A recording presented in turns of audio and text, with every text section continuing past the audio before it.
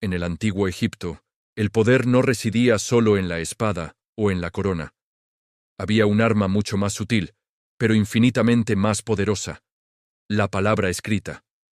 En un mundo donde el 99% de la población era analfabeta, aquellos que dominaban los jeroglíficos eran los verdaderos arquitectos del imperio.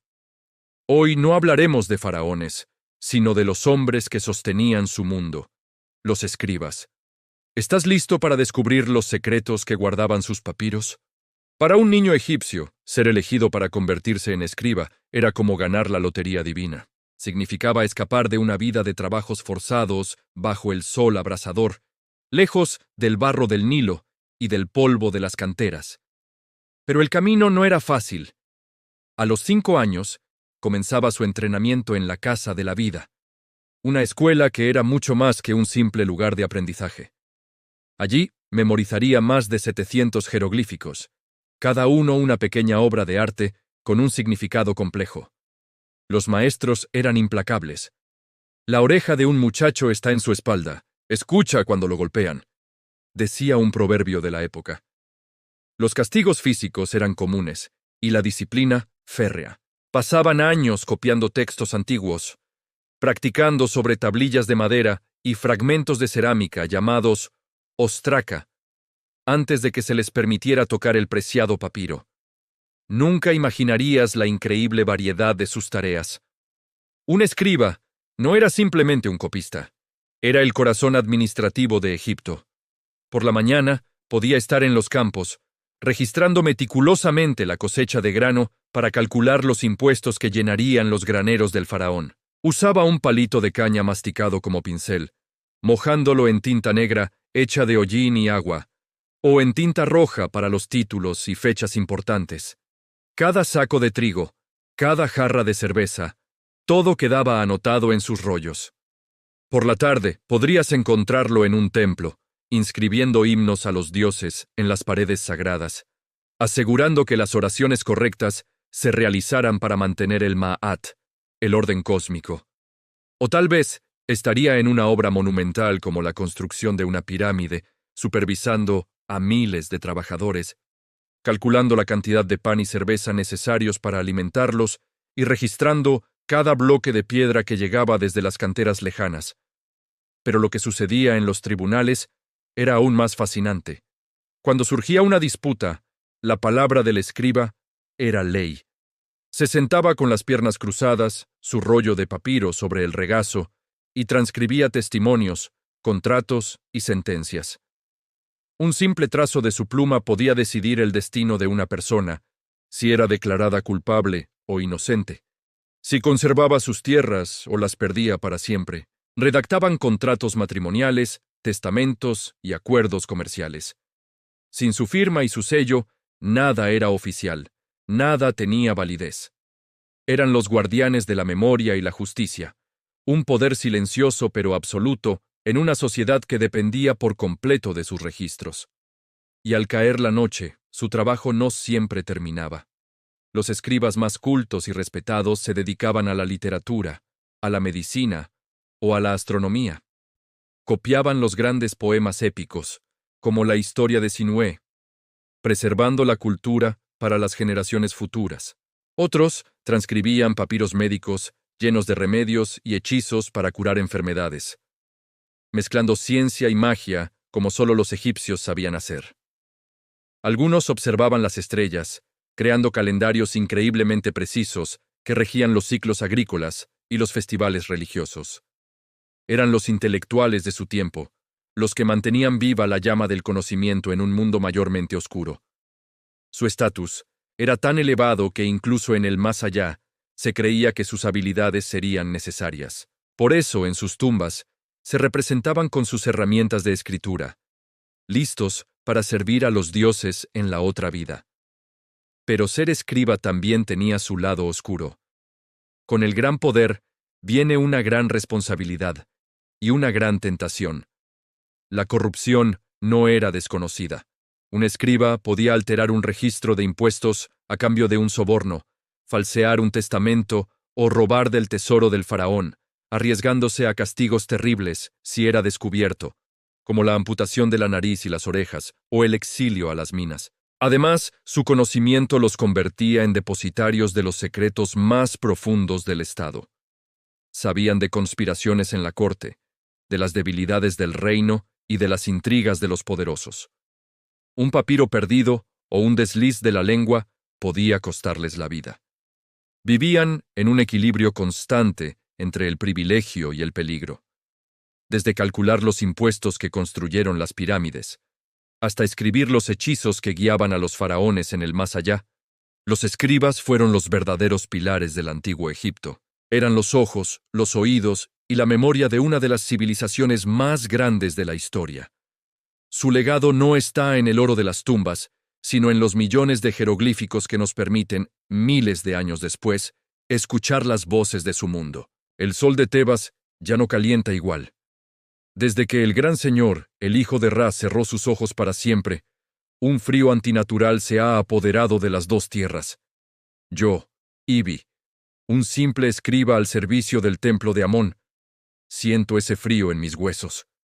Mis dedos, acostumbrados a deslizar el cálamo sobre el papiro, hoy tiemblan. El país entero contiene la respiración, porque cuando un dios muere en la tierra, el caos amenaza con devorarlo todo.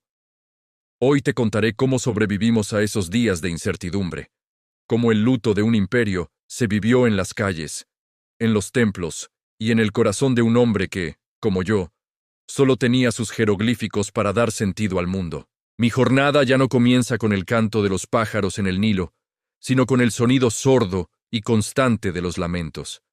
Salgo de mi modesta casa de adobe y el olor a incienso y natrón impregna el aire. Son los aromas de la muerte, los perfumes que guiarán al faraón en su viaje por la Duat. En las calles, los sacerdotes purifican cada rincón con agua sagrada, mientras los guardias, con sus rostros tan tensos como las cuerdas de un arco, patrullan sin descanso. El pueblo susurra: ¿quién gobernará ahora? ¿Será el heredero digno de la doble corona? El miedo es un veneno silencioso que se extiende más rápido que cualquier plaga. Yo camino con la cabeza gacha, mi paleta de escriba apretada contra el pecho. Mi destino, como el de todos, pende de un hilo. Mi trabajo en el templo se ha transformado. Los registros de cosechas y tributos han sido reemplazados por una tarea monumental. Debemos documentar cada detalle del sagrado ritual de momificación, cada ofrenda, cada plegaria. Los sacerdotes funerarios, los embalsamadores, trabajan día y noche en la casa de la purificación. No se les permite descansar. El cuerpo del faraón debe ser preservado a la perfección, su corazón pesado en la balanza contra la pluma de Maat, la verdad y el orden. Nosotros, los escribas, somos los guardianes de ese orden.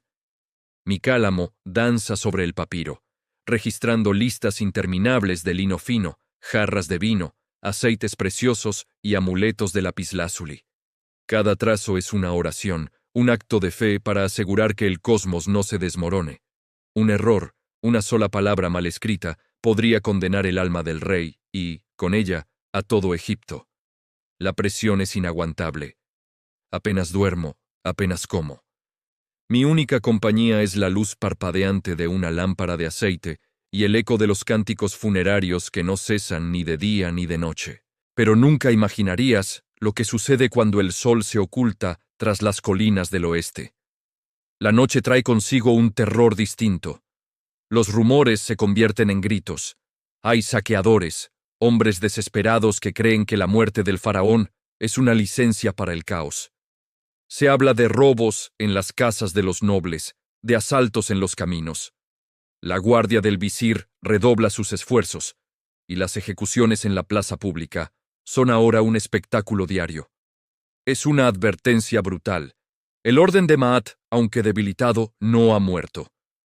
Una noche, mientras volvía a casa, vi la sombra de un hombre corriendo perseguido por los guardias. El sonido de sus sandalias sobre el polvo y los gritos ahogados me helaron la sangre. No me detuve. No miré atrás. En estos días, la curiosidad es una sentencia de muerte. En casa, mi esposa y mis hijos me esperan con los ojos llenos de miedo. Les leo pasajes del libro de los muertos. no solo para el alma del faraón, sino para calmar las nuestras, para recordarnos que después de la oscuridad siempre llega el amanecer. Lo que pasaba entonces en los pasillos del poder era un secreto a voces. Mientras el pueblo lloraba, en el palacio se libraba una batalla silenciosa. El visir, los sumos sacerdotes, los generales del ejército, todos se movían como piezas en un tablero de cenet. Se forjaban alianzas y se rompían juramentos. ¿Apoyarían al joven heredero o buscarían su propia oportunidad de gloria? Yo, desde mi humilde posición, escuchaba fragmentos de conversaciones, veía miradas furtivas entre los nobles que venían al templo. Mi trabajo era simplemente registrar, ser invisible. Pero mis oídos lo captaban todo. Un día, transcribiendo un decreto del visir, noté una sutil diferencia en el protocolo, una nueva fórmula de tratamiento para el príncipe heredero. Era un cambio mínimo, casi imperceptible, pero para un escriba, las palabras son poder. Comprendí que una facción había ganado. El visir había asegurado la sucesión. Sentí un alivio inmenso, no por el príncipe, sino por Egipto. El caos retrocedía, al menos por ahora. El día del gran funeral llegó finalmente, 70 días después de la muerte del rey. Todo Egipto se paralizó. Una procesión magnífica, como nunca antes se había visto, avanzó desde el templo hasta el Valle de los Reyes. El sarcófago dorado, resplandeciente bajo el sol, era transportado en una barca sagrada. Delante iban los sacerdotes, quemando incienso y recitando las letanías que abrirían las puertas del más allá. Detrás, la familia real, con los rostros cubiertos por velos, y los más altos dignatarios del reino. El pueblo se agolpaba en las orillas, lanzando polvo sobre sus cabezas en señal de duelo. Yo estaba allí, entre la multitud, un punto anónimo en un mar de almas afligidas. Vi cómo el sarcófago desaparecía en la oscuridad de la tumba, un portal hacia la eternidad. Y en ese instante, un silencio profundo, casi sagrado, cayó sobre todos nosotros. El faraón ya no estaba. Ahora comenzaba la espera de su renacimiento en el campo de juncos y la espera de que su sucesor demostrara ser digno del trono. La vida, lentamente, comenzó a regresar a su cauce. El nuevo faraón fue coronado en una ceremonia deslumbrante en Karnak. Su primer decreto fue anunciar la construcción de su propio templo funerario, un proyecto que daría trabajo a miles y reafirmaría su poder. En mi escritorio, los papiros funerarios fueron reemplazados por registros de ladrillos, salarios para los obreros y listas de ofrendas para los nuevos dioses del reino, el joven rey y su reina. El miedo en las calles se disipó, reemplazado por la rutina de siempre. El Nilo volvió a fluir con su fuerza habitual, prometiendo una nueva cosecha. El sol de Tebas volvió a calentar. Yo, Ibi, el escriba, sobreviví. Mi familia sobrevivió. Egipto sobrevivió. Mi cálamo sigue deslizándose, contando las historias de los dioses y los hombres, tejiendo el hilo de nuestra historia para que nunca se olvide. Porque los reyes mueren, las dinastías caen, pero las palabras escritas en papiro, esas, pueden alcanzar la eternidad. Así fueron los días en que un dios murió y un hombre tomó su lugar. Un tiempo de miedo y esperanza, donde el destino de un imperio pendía de los hilos del ritual y la política. Si crees que la muerte de un faraón fue un momento crítico, espera a descubrir los secretos y conspiraciones que se tejían en su propio harén. Si te fascinan estas historias ocultas del mundo antiguo, hay muchas más esperándote en el canal. Gracias por acompañarme en este viaje.